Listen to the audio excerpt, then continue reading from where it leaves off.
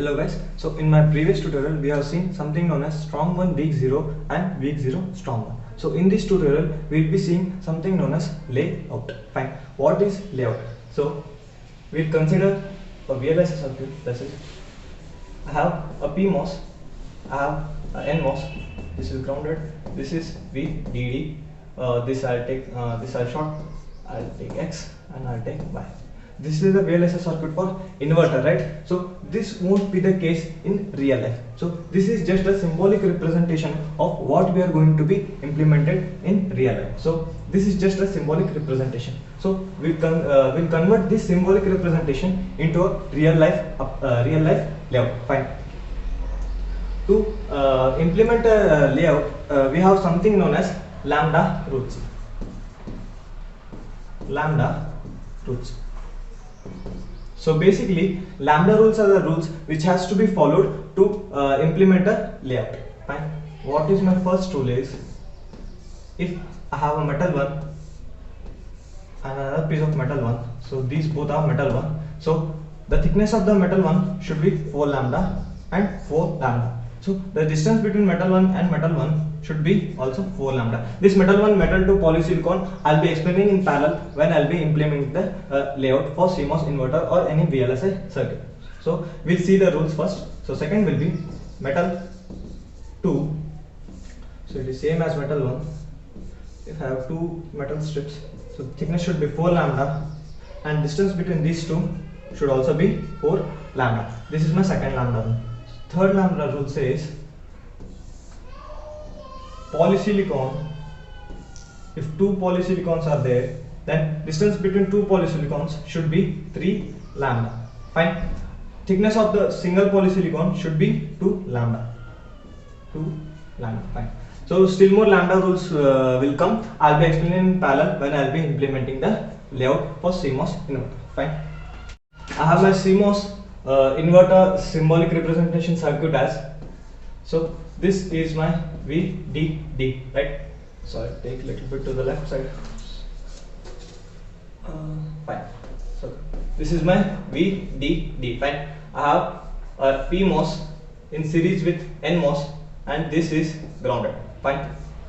I'll take two gate terminals and I'll short it, and I'll take a single common input known as X, and output will be Y, that is equal to X bar. So this is my symbolic representation of my CMOS inverter. So fine, let's implement into the layout. So basically this is my ground terminal. Fine.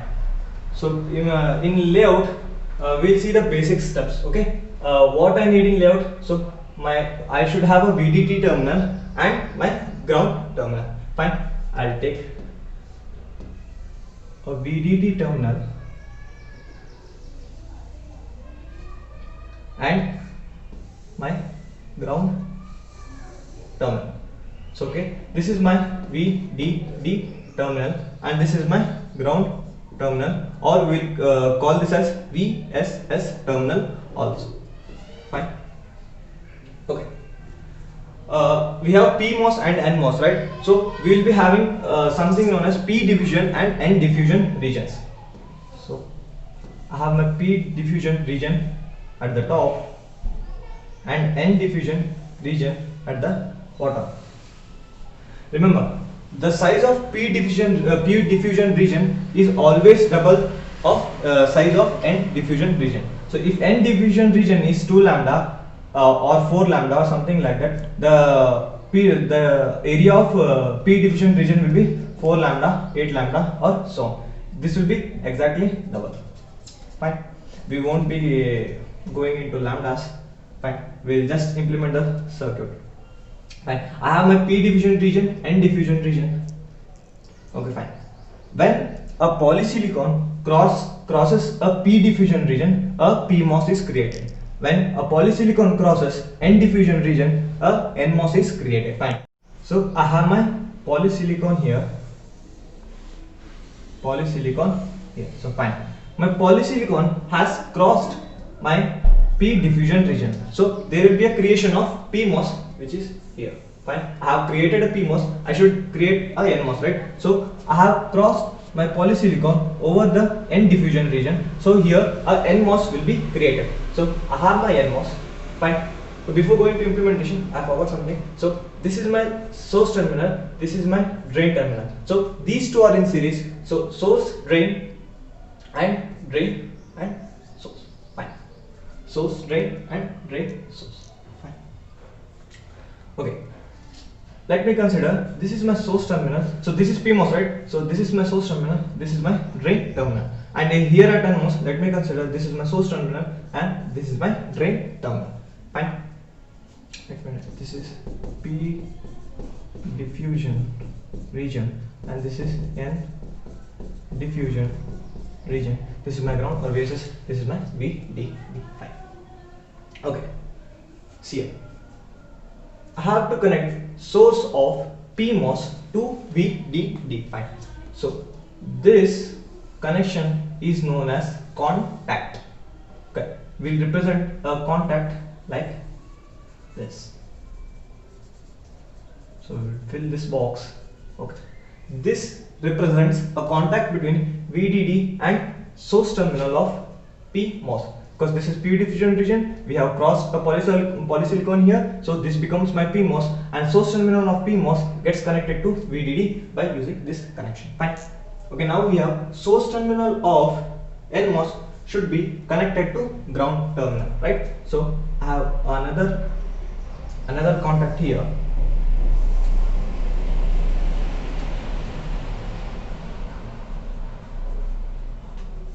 Another contact here. Okay.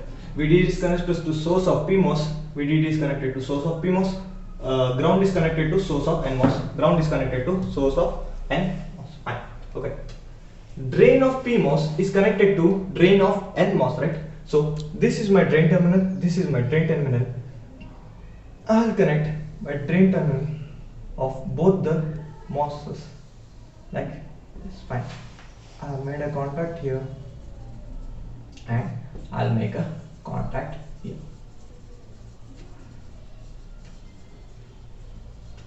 Fine. I have shorted the drain terminal of PMOS and drain terminal of NMOS with this contact. Fine. Now where should I apply input and output at? Where is my input? At gate terminals, right? So we will take input here. So in real world practice, as we know that polysilicon is having a width of 2 lambda, when we are taking input and output contacts, it will be of 6 lambda, right? So this contact here is taken and enlarged. This is 2 lambda, this is 6 lambda, and here we will give as x. So in theory, we won't it's not necessary to write these things. We can write like this also by showing x here. Okay, fine. This is the real world practice, but we can write like this also, just showing the arrow mark here and writing the input. Fine.